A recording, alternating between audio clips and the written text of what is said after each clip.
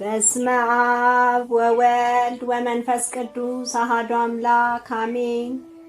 የምናሴ ጸሎት።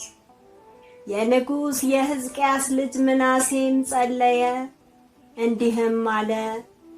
ዓለምን ሁሉ የምትገዛ የአባቶቻችን የአብርሃምና የይስሐቅ የያዕቆብም የጻድቃን ልጆቻቸውም አምላክ ሆይ ሰማይና ምድርን ከዓለሞቻቸው ጋር የፈጠርክ በቃል ትእዛዝ ባሕርን የገሰጽካት ቀላዮችን የዘረጋ የሚያስፈራውንም የወሰንክ ይኸውም በተመሰገነ ስም ነው።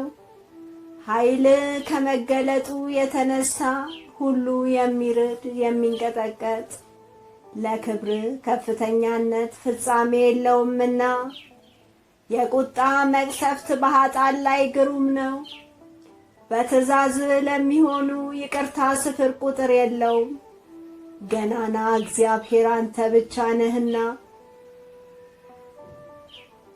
ይቅር ባይ ከቁጣ የራክ ይቅርታህ የበዛ የሰውንም ኃጢአት የምታሰሪ አንተ ነህ።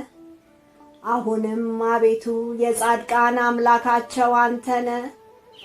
ንስሐን የፈጠርከው ለጻድቅ ሰው አይደለምና አንተን ላልበደሉ ለአብርሃምና ለይስሐቅ ለያዕቆብም አይደለምና የኔን የኃጥአኗን ንስሐ ወደ ማየት ተመለስ እንጂ። ቁጥሩ ከባሕር አሸዋ የሚበልጥ በደልን በድያለሁ፣ ኃጢአቴም ብዙ ነውና ከበደሌም ብዛት የተነሳ ቀና ብዬ የሰማይን ርዝመት አይ ዘንድ አግባቢ አይደለም። ሰውነቴን ከኃጢአቴ ያሳርፋት ዘንድ በብረት ቀፎ ደከምኩ፣ በዚህ ደግሞ አላረፍኩም።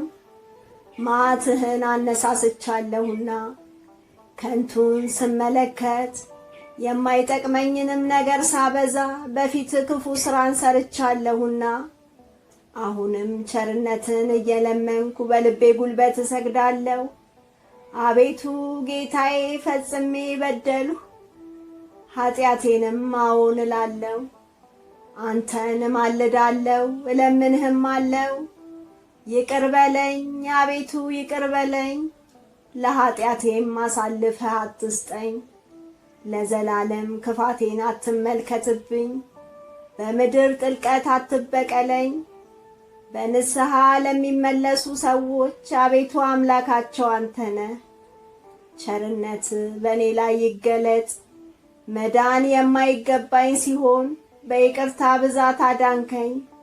በየጊዜውና በሕይወቴ ዘመን ሁሉ አመሰግንሃለሁ። የሰማይ ኃይል ሁሉ አንተን ያመሰግናሉ። ለዘላለም ምስጋና ለአንተ ይገባል። አሜን። ምስጋና ይሁን አንድ አምላክ ለሚሆን ለአብ ለወልድ ለመንፈስ ቅዱስ ዛሬም ዘወትርም ለዘላለሙ አሜን።